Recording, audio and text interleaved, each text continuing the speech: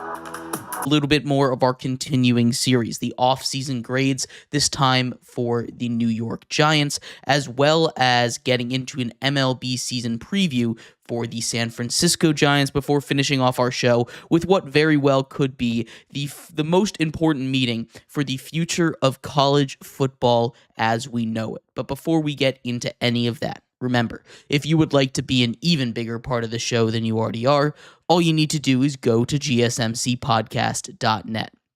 Or if you're on YouTube, you can use that super chat feature. If you do either of those two things, a message should pop up on the bottom of the screen for you, me, and everybody else around the world to see.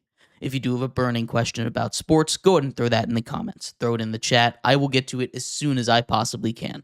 I appreciate everybody so much for sticking around, talking some sports with me here on a beautiful Monday, February 17th.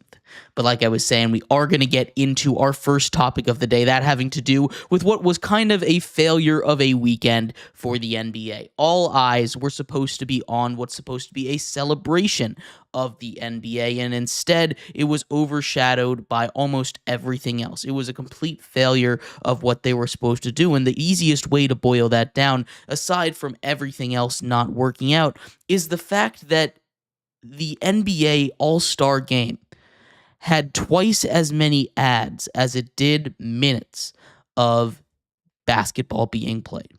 Over a 3-hour and 2-minute broadcast, there were 42 minutes of actual basketball action, 80 minutes of ads on Sunday. And that kind of is the big issue, the big overall issue that people are having with the NBA All-Star Game in general. It's the fact that it's not celebrating basketball anymore. They've gone to all these gimmicks, which isn't necessarily a bad thing, but it become more of just paste an ad on everything, make the most money possible, because these players aren't interested in playing the game.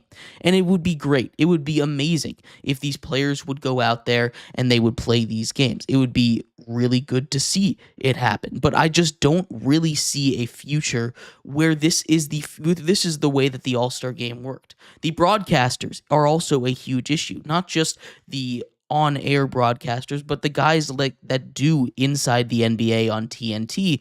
They actively crap all over the NBA while it is going on.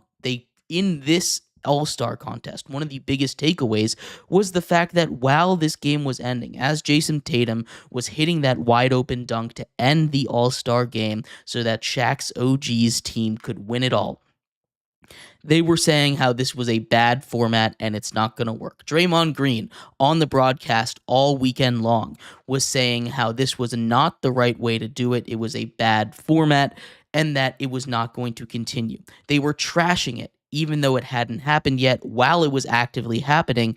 And that is something that's going to help change public perception, right?